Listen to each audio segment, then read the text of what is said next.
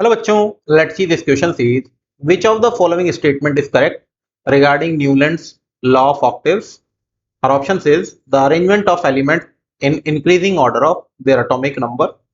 The B one is every 8 element has properties similar to the first element, and the C option is this law is true only for the element up to argon, and the last one is none of the above.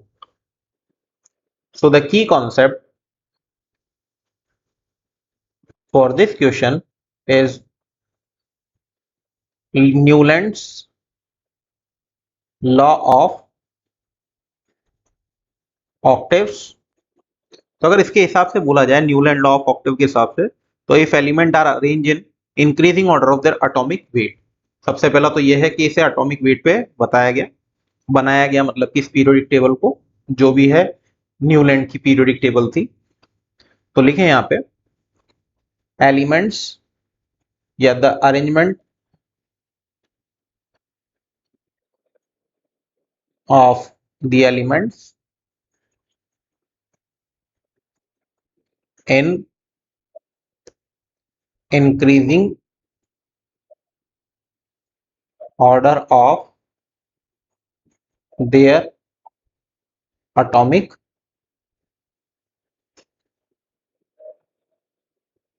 weight. Clear. तो इसके अलावा आप ये भी बोल सकते हैं, एक पॉइंट ये हो जाएगा, दूसरा पॉइंट ये हो जाएगा कि every 8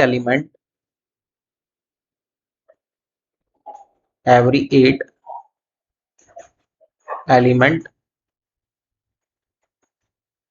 had properties similar to the first element.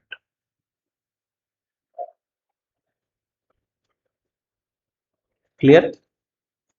और अगर हम लोग देखें इसके अरेंजमेंट में, तो ये periodic table up to calcium ठीक चलती है, ठीक है ना. और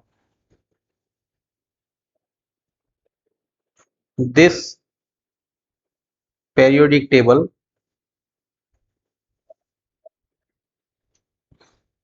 valid up to कैल्शियम, जहां तक हम लाइटर एलिमेंट बोलते हैं. तो आइए ऑप्शन चेक कर लेते हैं. The arrangement of element in increasing order of atomic number, ये ऑप्शन आपका गलत हो जाता है क्योंकि एटॉमिक वेट पे बनी. दूसरा the every 8th element has properties of similar to the first element, ये बिल्कुल सही है. तो आपका ये वाला ऑप्शन बी ऑप्शन अभी तक सही है. फिर पूछ रहा है थर्ड सी ऑप्शन के अंदर the this law is true only for the element up to argon, नहीं ये valid up to calcium. Clear है. और उस समय तक तो नोबल गैसेस मिली भी नहीं थी, तो ये ऑप्शन भी आपका गलत है. और नन ऑफ द अबव को हम लोग देख ही नहीं रहे. सो यहां से देखें तो हमसे पूछ रहा करेक्ट कौन सा है, तो करेक्ट वन हो जाएगा हमारा B. So the right option is option B. Hope you understood it well. Best of luck.